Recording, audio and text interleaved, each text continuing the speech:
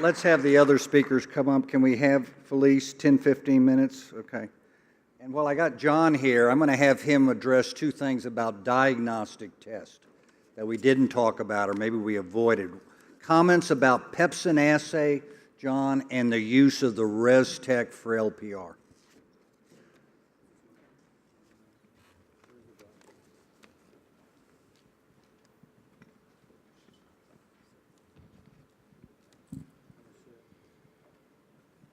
Can we get the microphones on? Or okay, John, go ahead. Yep. There we go. In terms of the PEP test, we were pretty much big fans on that. We did a couple studies, looked at it. It looked promising, but then there have been some major quality issues in terms of the actual assay. So I'm a little less enthusiastic about the PEP test now just because of this issue. Dan Sifram, who was also a big proponent, showed us that there are some problems with this. And although we've had some questionably positive results, I'm not all there. The ResTech, I think it's a nice tool. I think it tells us about the microenvironment of the oral pharynx, and I think we just need to do a little bit more work on this. There's a lot of interesting things, and we didn't touch upon this, the microbiome, things that can affect the underlying pH and the microenvironment of the oral pharynx, and I think we haven't delved into that. But I will tell you that, when I see a synchrony of positive tests, similar to what Blair said, you see positive Bravo, then they pH impedance on medicine with full column, they have positive ResTech, all those things start pointing you in a singular direction that make you more comfortable to make that, in my mind, a big decision to do either magnetic sphincter augmentation or a fundoplication.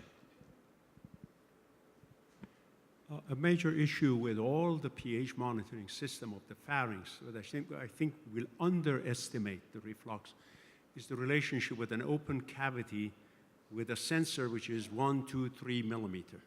In our studies, as we were looking at the reflux rate coming out of the UES, we had a pH and impedance sensor. Frequently, they missed it.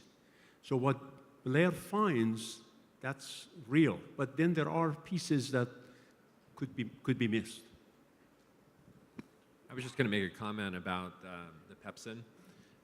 So what we looked at is, CEP70 is a protective molecule or protein for the epithelium of the hypopharynx.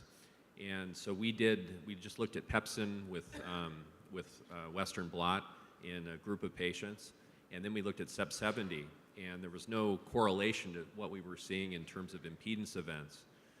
But when we looked at the ratio of the protective protein to pepsin, then it became highly positive and predictive of a true LPR event on impedance pH. So there may be something there. Go to the audience, Mike. Thank you. Michael Kent from Boston. I was very impressed on the talk on the reflexes that protect from aspiration, particularly the impact of smoking on suppressing those reflexes. And I wanted to ask the panel, and Blair in particular, should we be not operating on patients with LPR who smoke? Is that relevant to decision making or not in your practice? Thank you. Thanks, Mike. I think we're big proponents of smoking cessation. And getting them to quit is fundamental, certainly when you're considering something like esophagectomy. But as you know, it's really hard to get them to buy in with 100%. So some people we are successful, and we really hit that hard because that is a big thing that not only muddies the water but propagates the problem. So I don't mean to sidestep your question, but I guess in short, no. Thank you. Phil? So Blair, I don't know the data on whether Lynx actually reduces reflux episodes. I presume that it does to some way, shape, or form, but you're operating on people who have a normal number of reflux episodes with the idea that some of them reach the hypopharynx. So the question is, why does it work? Does it reduce height?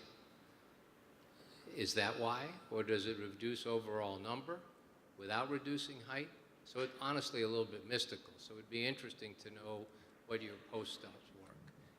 You mean the proximity of the reflux event? Well, I'm assuming you're operating on them with normal numbers of reflux episodes and what you call a normal Demeester score, and they're getting better. So right. Why are they getting better? I think it's because it's not all about acid. I mean, it's about everything that's in the gastric juice. I understand, but Yeah. you're reducing reflux. You're reducing numbers or you're reducing height? Because you're taking normal to subnormal, I would say both. but you don't know that, is what I'm asking you. I I'm would- not, I'm yeah. not Well, trying to, but I'll turn it around a little different. Have you done impedance, have you done your dual impedance pH studies after surgery on Yes. these patients? Yeah. And what are you finding? Normalization Okay, so- of impedance pH, normalization of what, though? of proximal events, So they have less. based on our norms. Right, so they don't do anything really distally, it just doesn't go as high as what you're thinking. Yeah, I guess so, yeah. That's the nature of my question. Yeah. And Ross, if I could quickly, my suspicion is, based on John's comments and what I think, is in the pre-lung transplant patient, motility is actually normal, but you're artifactually measuring it to be low. And when you return the whole pressure profile to normal after the transplant, it looks like it's getting better. So I'm wondering what FLIP would show, because that's looking at a different potential muscle contraction. And if you look at MRS or any challenge pre-op to see if actually there is reserve, to see if that's an artifactual change. Yeah, so those are very good points. You know, I would say my sense is that we are actually measuring some improvement in contractility, but and mostly because we actually have some patients who have a completely amotile esophagus that after transplant you do see, you know, resumption of some meaningful peristalsis.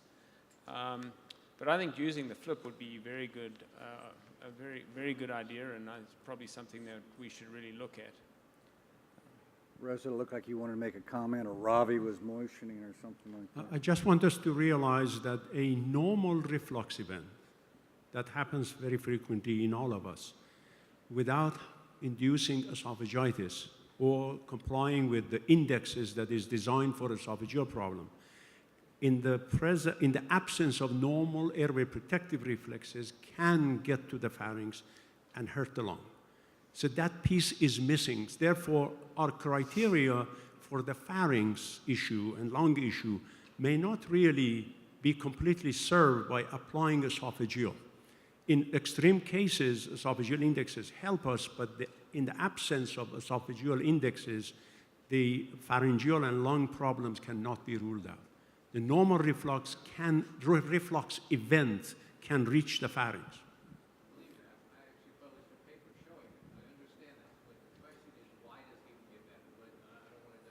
Yeah, microphone one. Yeah, I have a question for Blair on behalf of all of us surgeons who are either bold enough or masochistic enough to do these operations on our LPR friends.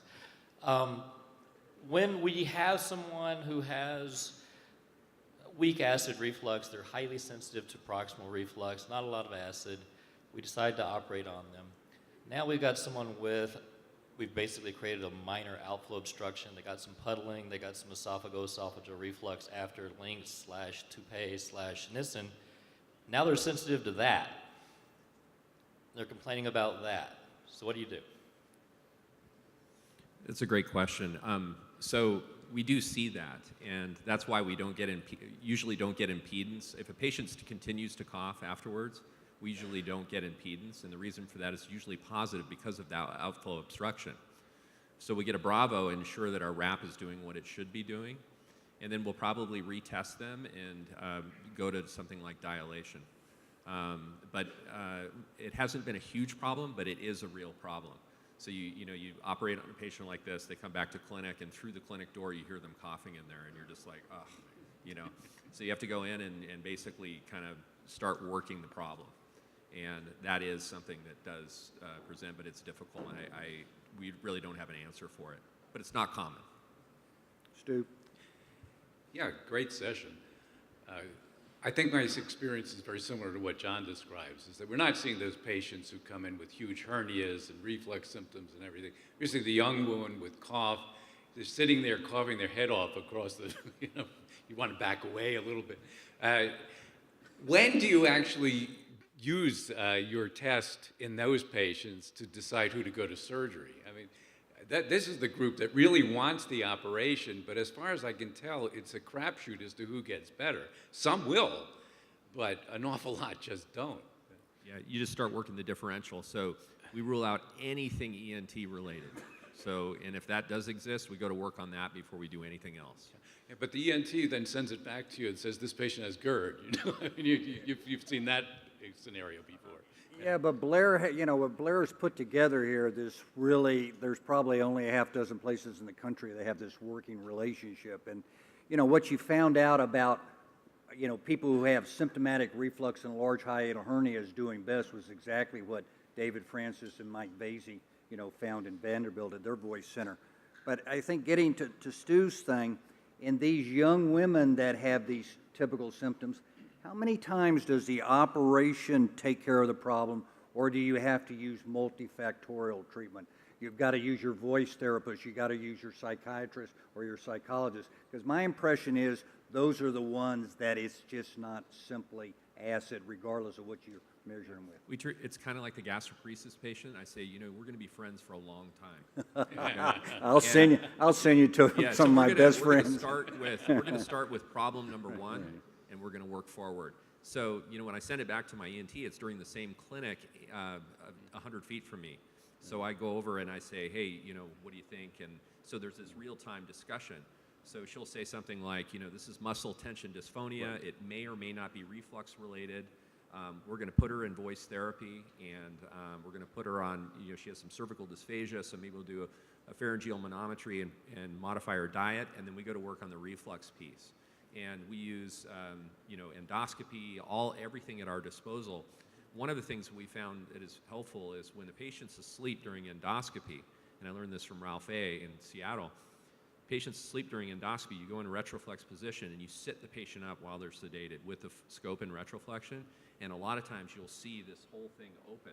So it's really being a detective and just kind of chipping away at everything. So we don't just go right to surgery, but we do, if a patient, this woman that you described, because it's very common, the patient's coughing, she's going to have a positive impedance pH test because she's coughing her way into it. But once that's established, and let's say couple it with a positive Demeester score, you have to operate on that patient at least a lot of times, because unless you break that cycle, you can't go to work on the cough, such as laryngeal hypersensitivity, and so we'll sometimes couple it with neuromodulators, psychology, maybe some biofeedback, behavioral therapy, all those things, while supporting them emotionally. So they're very complex. Felice? So I've been sent a lot of patients, specifically older women that have, let's say, MAI infection and chronic infection, and they're coming to us to prove that any of the organisms that are GI organisms are causing their interstitial pulmonary fibrosis. And so they're not complaining of reflux. They never say that they actually have aspiration, and I'm just trying to figure out, they think if we just do a pH test, and I know it's not something like that, so I'm wondering are there provocative ways that you feel that we could do any kind of testing, whether it be at night or something like you're talking about, to try to show these aspiration events that are causing this underlying lung disorder? So I'll tell you, it is very difficult because this is not something that, sort of happens all the time. A single aspiration event may not occur during your study period. But our sense is that patients who have developed pulmonary fibrosis related to chronic aspiration are severe refluxes. And I'll say in some of our patients, and in fact in the New England Journal article that was published about 2000 on patients who were transplant candidates who had positive pH scores that then had anti-reflux surgery, many of them actually stabilized their disease to the point that they didn't need a lung transplant. So it's really severe refluxes, I think, that do. And I think what you should do is just do due diligence. You can get them off their PPIs and study with the Bravo, or just keep them on their PPIs and study them with impedance. But I think that, if you do a full workup, you'll be able to tell which of your patients really have a weak sphincter. Even if it's a transient hernia, they are refluxing by impedance or Bravo. And I think you can give them good feedback from that. But you're right, some of them don't have symptoms, although I think most of them will. Robbie? So if you do a 4-day Bravo pH study of the PPI therapy and you see no reflux, is it wrong to sort of say reflux is not the cause of the problem? 4 That's a simple thing to do, right? Yeah, I would say no, because you can have a stone cold normal reflux testing in the distal esophagus and still have LPR. You mean that small amounts of reflux It that can you ju- would call it normal for the Yeah. distal esophagus Yeah, is abnormal for them? absolutely. So where is the evidence for that? This is just a mist. You can have just a mist effect. That's all it takes. Is there any evidence? or No, not is- really. But I know it exists. You have to trust me. Does that help him out? The other thing is, I haven't heard anything, anybody mention about this idiopathic pulmonary fibrosis and the relationship with reflux. Any opinions on that? I think there definitely is an association. I mean, we do know that that some of our patients with idiopathic pulmonary fibrosis, and there are a lot of causes of interstitial lung disease that you have to exclude as well, but the IPF patients that are refluxes will stabilize their disease if you can prevent them from refluxing. And the evidence that we have is mostly with anti-reflux surgery. We know also in our transplant patients, this is work that we've just published, that if you have a reflux patient and you transplant them and you do an anti-reflux operation within 3 months of their transplant, they will have a much better longevity of their organ before they develop chronic rejection than those that you delay the anti-reflux operation for whatever reason. So there does appear to be a pretty close correlation between reflux and aspiration, inflammatory disease, and fibrosis.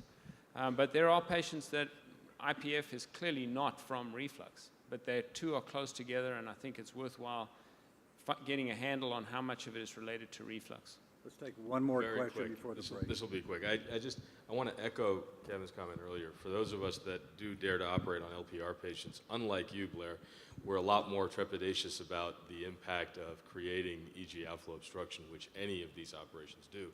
So my question to you is actually very technical. If you're doing MSA on these patients, do you change the size of the implant relative to what you would have done for someone with pathologic GERD because you're treating LPR?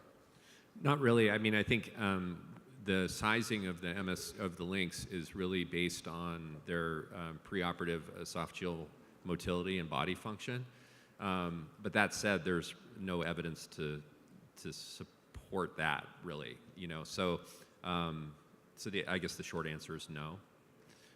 One just quick comment I wanted to make is the most gratifying patient of this group is that patient that's steroid dependent. They have a diagnosis of adult onset asthma. They are Cushingoid from that. They've had multiple hospitalizations and maybe even aspiration pneumonia. And you operate on those patients and they come back and they're off everything. They're the ones that make you keep doing it. That's right. That's right. Okay, let me thank everybody for a great session. Felice, how much time do we have for this break? 15 minutes. 15 minutes.